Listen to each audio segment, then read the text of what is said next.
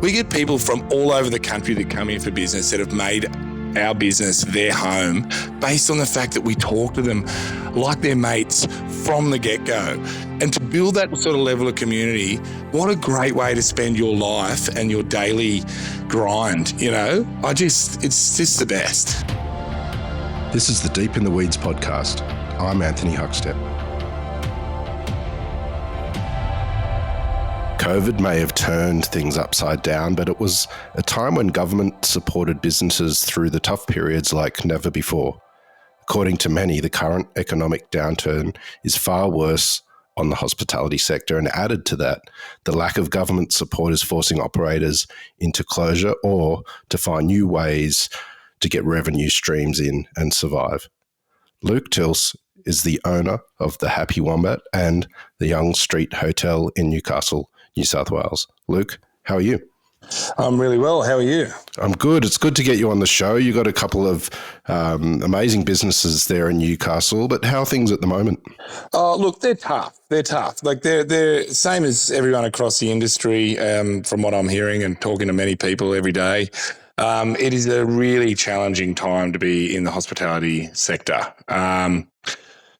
So we still feel like at most times of the week that we're going well. We feel like we're, running things as best as we possibly can. But at the end of the week, there's just never enough money there, basically. When did you start to first notice a change? Like, what period of time did this sort of transition happen to sort of getting tougher?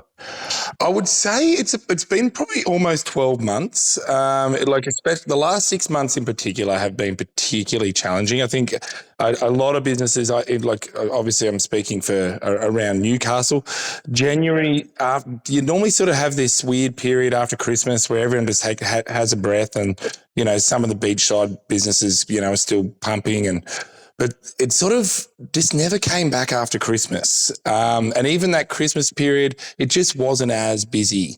It was probably, even though it was busy, it just compared to previous years and that sort of into COVID period when everyone was just out, bouncing out of their homes, really excited to be back out in society and sort of appreciating hospitality for what it is. You just didn't have that anymore. It seems to be this glum, period where things have just gradually, there's just not as many people going out as what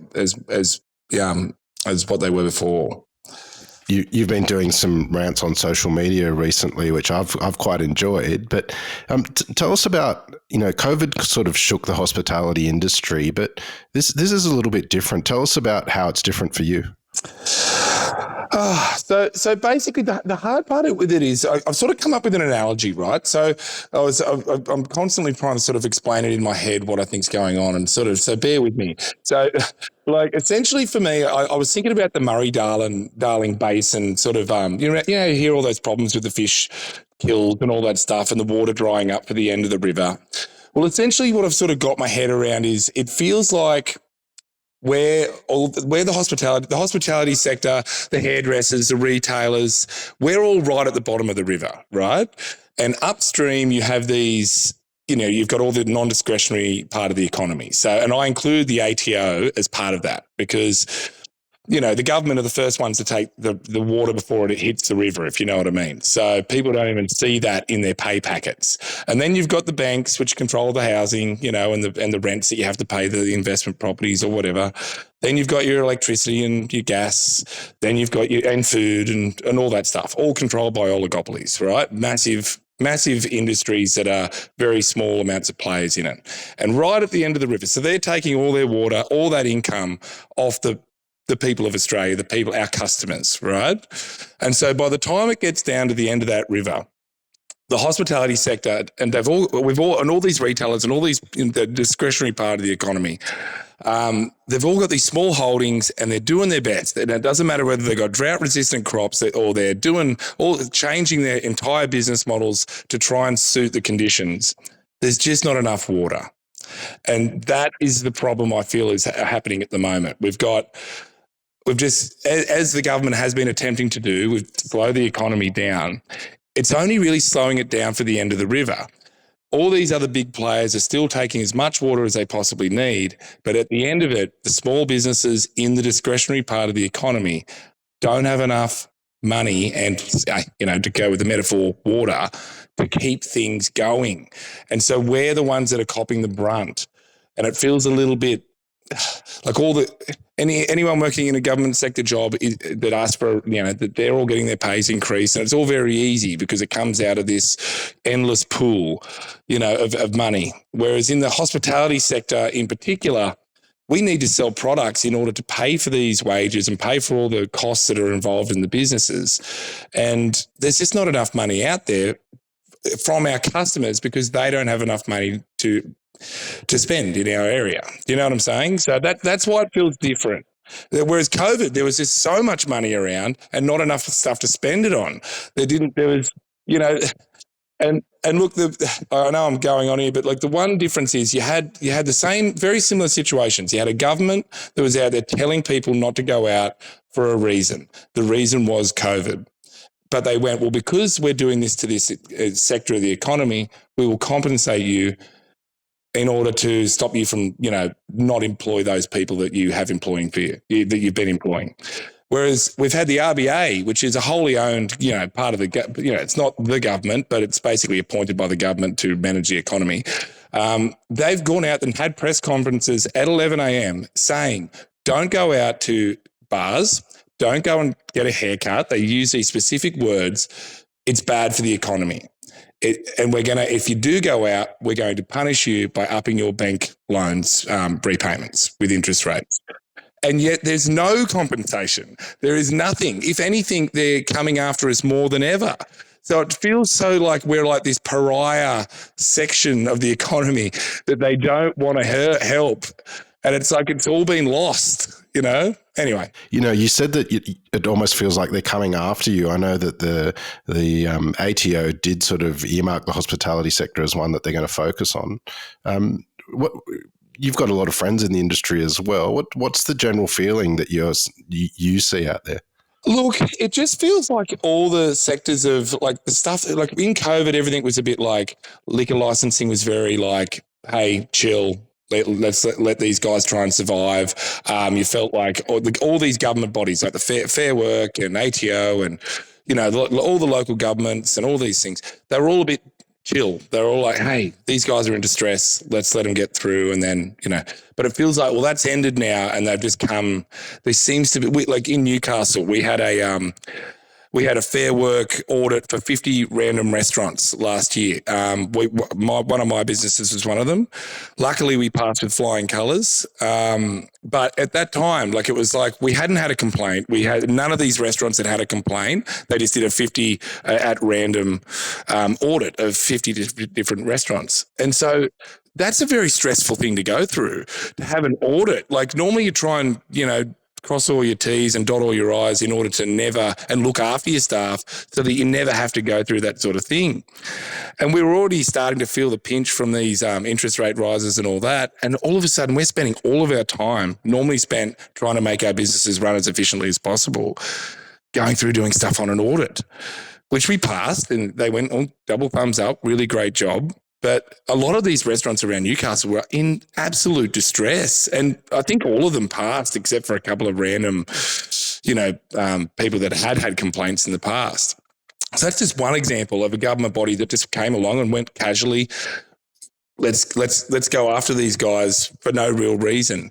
ATO, as you said, is going after a lot of restaurants and bars at the moment because their tax portals have gone up over the last 12 months because there's just no other way to keep going. So you've got that ongoing. It's a very stressful thing to go through. You've got local council in Newcastle going out there and they all of a sudden come up with a $7,000 a year charge from zero for putting your furniture on the street. They're charging $750 to $1,000 for health inspections, stuff like that take half an hour and you pass with flying colours. It all just gets you just feel like you're constantly under assault, basically.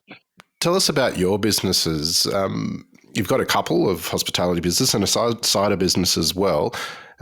These sort of things that we're talking about are a little bit out of your control, but with what's in your control with your businesses, what have you done to change to adapt to what's happening right now? So essentially, like every hospitality business, the costs, so really realistically, in summary, turnover's down probably 10%, costs are up about 10 to 15%, right? So I think that what we've done is normally when things are good, you sort of, yes, you're trying to manage your cogs. Yes, you're trying to manage your wages. It's a daily and weekly operation for any owner of a hospitality business. If you're not looking at your numbers every week, you're dead, basically. So at the moment, we're running things as tightly as possible. My wife and I've been, because we've got two venues, I've been spending over the couple of years, I'd sort of went more into a management role. I'm back there 5 days a week at the Wombat. I'm back there 5 days a week at Young Street, working, taking hours off casual staff because we essentially can't afford to pay them that anymore with the 10% drop in turnover. So we're back working a lot more. Everyone's trying to, do social media on a daily basis. You're trying to, all the stuff that you were doing to try and run a successful hospitality business, but on turbocharged. Do you know what I mean? You're trying to figure out, well, do we cut costs? Cut prices, which is always that dangerous game that you play when realistically you need to be more expensive than you've ever been, and you start going, well, yes, but we still need turnover. Do we start falling into that trap of discounting? We're actually, for the Happy Wombat, for example, we've done stuff where we've gone the other way, where we've gone, well, we'll do inclusive packages. We'll do bottomless brunches, and we're doing like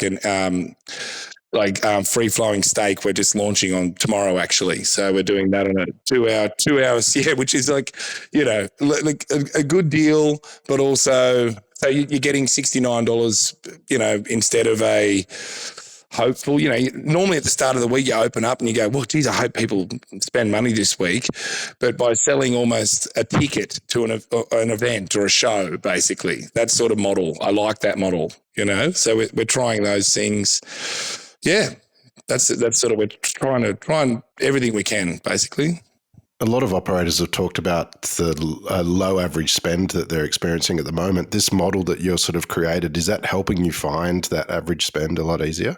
Not yet, not enough to say that has affected the average spend over the week, but it's definitely become, and look, it's a mutually beneficial agreement. People are walking in on a Saturday, getting the bottomless brunches, and they're having the best time ever. They're sort of going in having these free-flowing drinks, and they feel like they're getting looked after, and they are, but they're spending that $69, which is fantastic. So that's only 1-2 days a week that we get that, so it hasn't affected the weekly average spend, but yeah, we're hoping adding the steak night on the Thursday that'll hopefully get that going. We've looked at the whole like that. I've heard it done somewhere else. I've tried to get it up and running, but I'm sort of been getting these promos together, which has taken up a lot of my time. Basically, the idea of a gym membership style of system. I'm not sure. Have you heard about people doing this sort of thing? Or yeah, that sounds interesting. Tell us a little bit about that. Well, yeah. So basically, you get this gym, like the idea where you go, right, you sign up, pay $200 a week or pay $150 a week, and we'll give you $300 a week worth of, meals and drinks, right? So basically, but you have to sign up for it. So, not necessarily, I was looking at something like a model of $100 a week where you get a meal every day of the week. So basically if they come in 7 days a week, yeah, your per head spend's dropped. But if, they don't come in a couple of days, well, your per head spend goes back up to instead of being $15, it's up to $20. If they have a week away, it might be, you've got a free $100. You sort of work it like that. They're getting a great deal if they utilize the membership, but if they don't, you sort of get a good deal. I like that idea because, look, you make it really ridiculous, the deal, basically, that it might end up being $12 per meal that they're getting. But the problem that we've got at the moment is we've got 120 seats at the Happy Wombat, and look, yes, Friday, Saturdays they're filled, but we've got a lot of periods of the week where we have a quarter of those seats filled. So we've got an excess capacity to get people in there. So if I've got, say I've sold 100 of those memberships where people are paying $100 a week, well, there's $10,000 a week that I've got coming in in turnover. And then they're not actually taking up, if they were there every single meal, they're only getting one meal a day. They're bringing atmosphere to the venue. We're not getting rid of any other clients that are paying full fees. And we get a guaranteed turnover every single week, which is a big problem in the hospitality industry at the moment. So we're going to give that a go at some point in the next month or two. We're going to try and get that up and running and just see how many people we can get signed up for it. It's a fascinating approach. What sort of impact is, you being sort of forced to work in the businesses more than usual rather than working on them? What sort of impact is it having on you? Oh, look, to be honest with you, I'm the happiest I've been. I'm probably the poorest I've been in many years, but I'm the happiest because I essentially am a front of house hospitality worker. I'm the classic chippy that became a builder. I worked 12 years, largely as a casual hospitality front of house worker in Sydney and moved into and Newcastle, which is where I live now, before I got the opportunity to go in on my own place that just came up by luck. And I love working on the bar. I love it. I like a lot of people sort of, I'm a 41-year-old man, people sort of in their 20s do the front of house hospitality and end up wanting to leave, but I've loved it with a passion my whole life. I love standing there talking. Tell us about that move into hospitality and that decision, moving away from building and being a chippy. Why did you take the dive? Take the dive to become an owner? Oh, because, look, that's sort of what happens with hospitality. I mean, this is what my view of hospitality was when I was coming through as a, mid-20s person. It was like, well, I get to 30 and I'm either going to go and try and become a I don't think Hems was around as much as what he was. These big hotel chains, I didn't hear about them as much back then as what they are. There's massive prevalence of these massive groups now, as you know, in pubs and restaurants and bars. I didn't think there was that around as much. So there's opportunities to get up the hierarchy within those big organisations now, or big hotel groups like, accommodation groups, or you went out and you took a plunge and you started your own business, like you went out and risked everything and tried to have a crack. And that was the sort of one thing I wanted to do. I never thought that I'd have the opportunity to because I got no money, but this business came up that was a multiple bankrupt site and I was sitting there, no equity to pay for or anything like that. I just got to walk in and spend $180K of borrowed money, which I cobbled together somehow. I borrowed $100K off my brother who was going through, and which I paid back within 2 years. If I had to pay for a goodwill, I wouldn't have been able to do it, basically. So I got very lucky with the Happy Wombat site, and then the rest is history. We've been there nearly 10 years as of next month. So I always wanted to do that. And I worked on the bar there at the Happy Wombat, like ludicrous hours, 60, 70 hours a week because we're open breakfast, lunch and tea for, 6-7 years until we took on the Young Street Hotel, which came up in the pandemic because someone walked out on, because of the Coke pandemic. And again, didn't have to pay any goodwill there. So I took that opportunity and went, well, if I'm going to go broke, I might as well go broke with 2 venues rather than one. So, yeah. Tell us about when you first sort of started your own business. What surprised you about running a hospitality business when you first got up and running?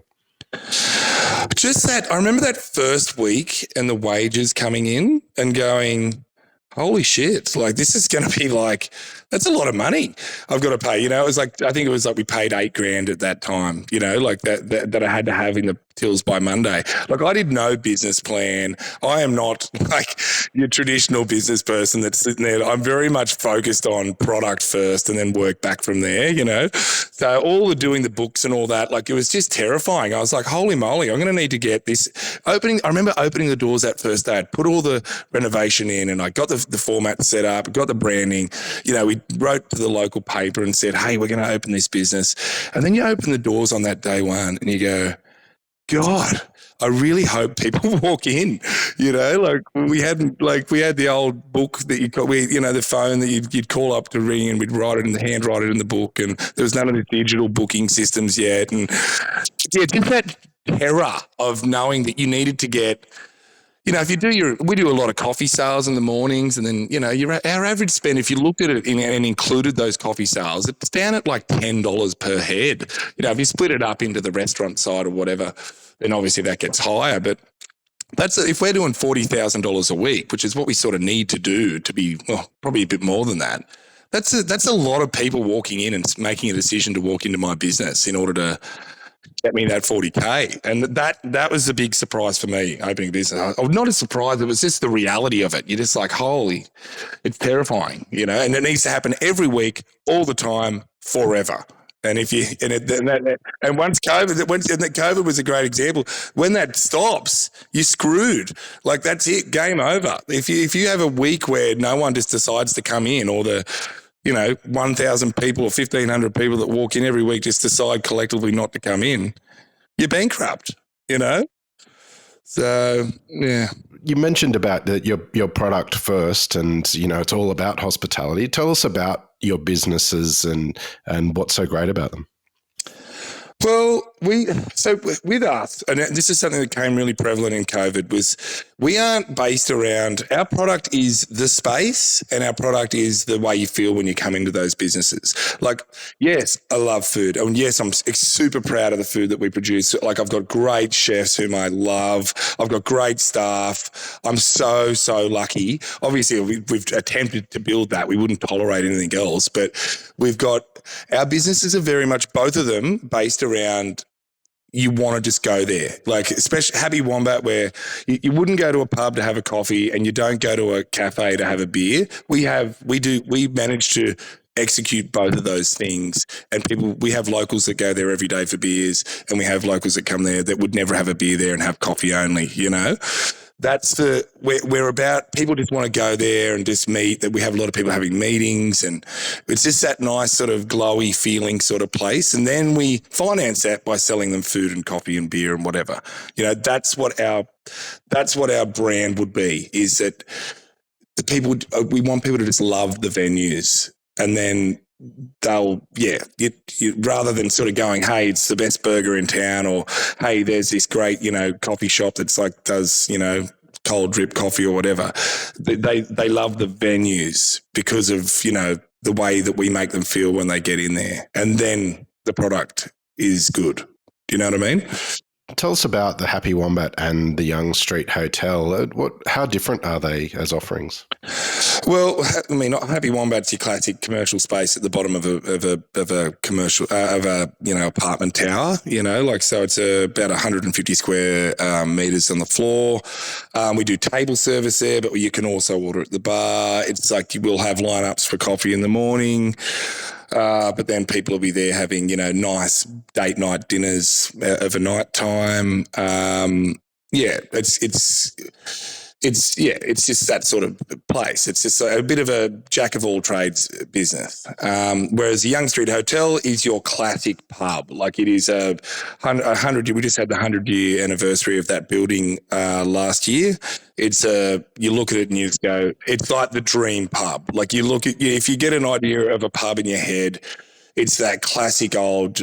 You can tell how old an area is based on the architecture of the pubs in those areas, like all through the inner west of Sydney, you've got these beautiful architectural gems like the Vic on the Park, or the Henson Park, or, you can tell that those places have been there as, suburban areas for a long time. Whereas you go to other far western places, they've got more taverns and stuff like that. The Young Street Hotel is this beautiful 100-year-old architectural gem in a sort of a Balmain-esque sort of a area. It's like that sort of gentrifying old sort of dock area. Carrington's just got this amazing community. Used to have, I think, 12 pubs in that area based around the docks. So it was like a bit like Balmain like that, but there's only 3 of us left now. I think actually, no, 2. One just shut down about 12 months ago. So, it's a pub, beautiful, tartan carpets. We've got sport on the front bar. We don't have pokies because pokies are fucking evil. And then out the back, you've got this amazing beer garden area with the kids' play area. We love that Henson Park Hotel model that's in Sydney. If you haven't heard of it, it's a great place. It's one of my favourite pubs in Australia. But, it's got that sort of vibe, So Newcastle has had an amazing evolution from a culinary sense over the last decade, and you've been a part of that. Tell us a little bit about Newcastle and what's happening there and what you love about it. Look, Newcastle is like the second city of New South Wales. Like it's we've sort of we're far enough away from Sydney. Like Wollongong sort of like got consumed a bit by Sydney. I feel like it's a great city. I don't want to have people in Wollongong hating us, but you've got a lot more. It's a lot easier to get to and from Sydney, you know, to have that sort of transition. People living in Wollongong and working in Sydney. Whereas Newcastle's like 2 hours and 45 minutes by train somehow still, and so it's got a real identity. It's a great lifestyle city, beautiful beaches. Again, post-industrial, so it had all this. It was completely built around that Steel City sort of vibe. Old school pubs, RSL clubs, one Chinese restaurant, a Thai restaurant. You know, like every town in New South Wales and Australia.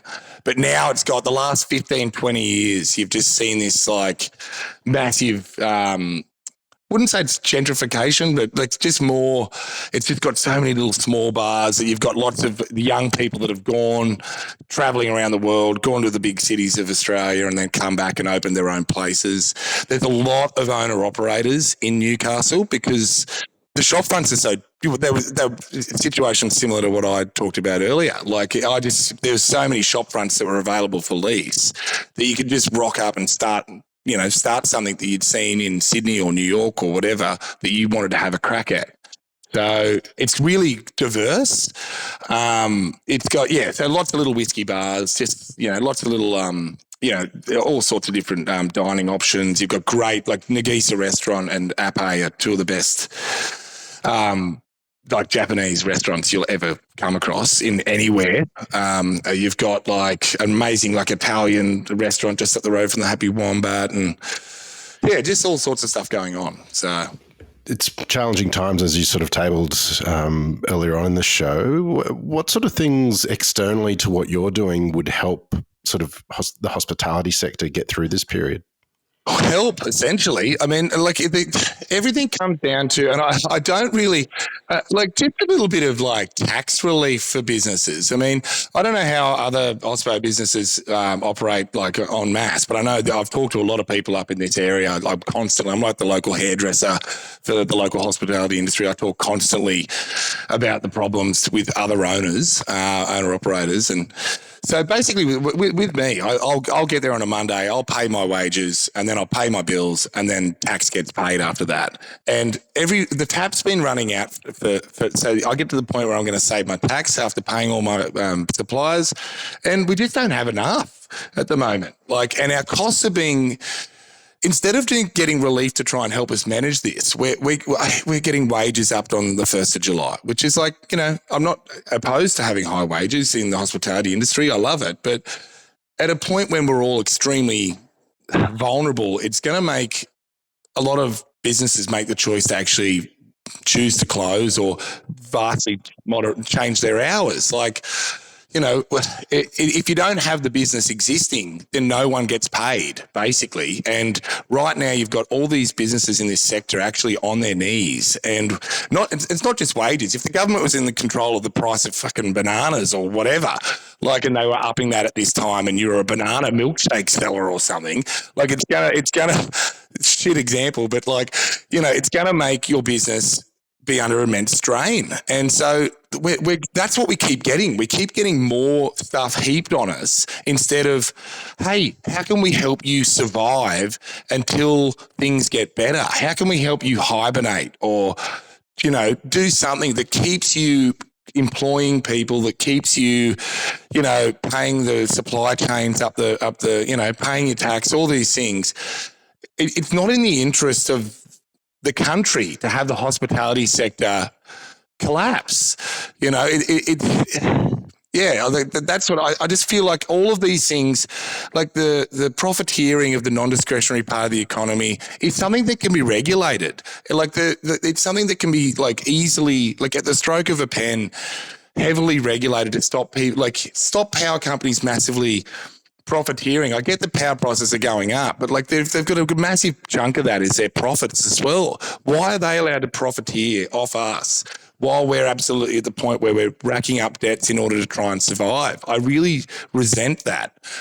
There's things like that the government do. I hate to just shake my fist at the sky and, blame the government for everything, but essentially they are in control. It doesn't matter who, I'm not, and this is not a party political thing. I don't care who's in.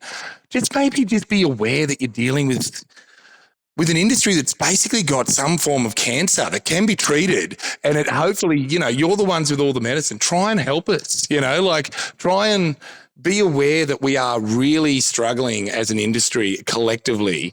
And if you don't want to help us, just don't hurt us while we're trying to survive, because we're pretty innovative. We're pretty resilient. We've got through COVID. We've done all these things. We're a great industry with lots of amazing people in it, and we can survive these things without help, as long as we're not getting attacked while that's happening. And that's what it feels like at the moment. Well, it's you've built a couple of amazing businesses up there, and your passion is inspirational, mate. What do you love about what you do? Oh, I love building community. Like, I love just the banter. I love having I love the people that I work with.